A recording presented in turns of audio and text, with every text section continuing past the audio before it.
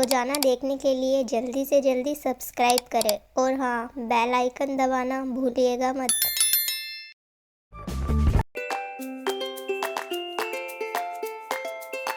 जंगल में मुनमुन चिड़िया अपने पति बंटी कौवे के साथ रहती थी।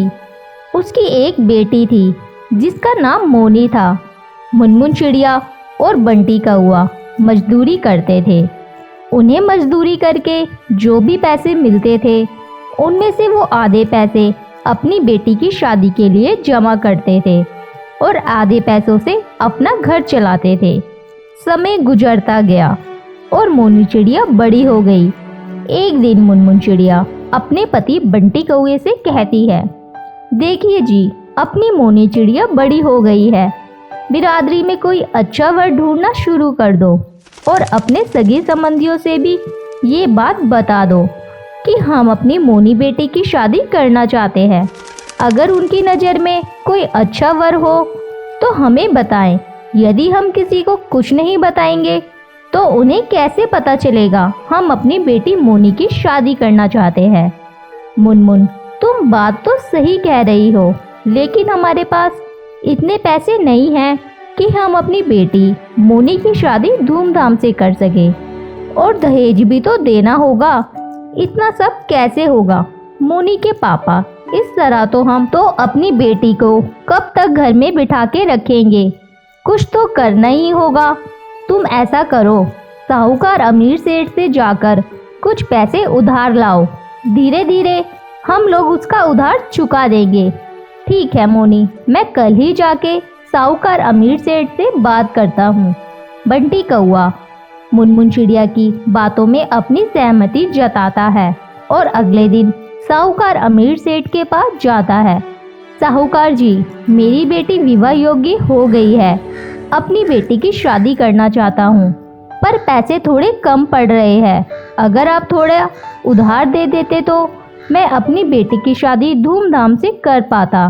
ठीक है बंटी कौवा, मैं पैसे तो तुम्हें दे दूंगा, पर तुम गिरवी रखने के लिए क्या लाए हो? और मैं बिना गिरवी रखे किसी को पैसे नहीं देता। अगर तुम मेरे पैसे लेकर रफू चक्कर हो गए तो मैं कहाँ जाऊंगा मांगने? तुम्हारे पास कोई कुछ है तो गिरवी रख के पैसे ले जाओ। बंटी कौवा निराश मन से अपने घर वापस लौट आता है और सारी बातें अपनी पत्नी मुनमुन को बताता है। अब क्या होगा जी, हम लोगों के पास तो गिरवी रखने के लिए कोई सामान भी नहीं है। क्यों ना हम लोग ऐसा करें, अपना घर साहूकार के पास गिरवी रख दे। कम से कम अपनी बेटे का घर तो बस जाएगा। हम लोग और ज़्यादा मेहनत करेंगे, साहूकार का उधार चुका देंगे। हाँ, तुम बात तो बिल्कुल सही कह रही हो। मैं कल ही अपने घोंसले के कागज लेकर साहूकार के पास जाता हूँ।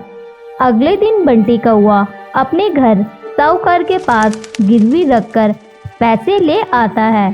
फिर मोनी चिड़िया के लिए अच्छा रिश्ता ढूंढने लगता है। जल्दी मोनी चिड़िया की शादी सुंदर कौवे से तय हो जाती है। सुंदर कौवा बस नाम का ही सुंदर था। मोनी के माँ बाप मोनी की शादी में बहुत ही अच्छा इंतजाम करते हैं और मोनी को दहेज में बहुत सारा सामान देते हैं। धूमधाम से मोनी चिड़िया की शादी सुंदर कौवे से हो जाती है और खुशी खुशी मोनी चिड़िया अपने ससुराल चली जाती है। मोनी चिड़िया के ससुराल चले जाने के बाद मुनमुन चिड़िया और बंटी कौवा बात कर रहे थे।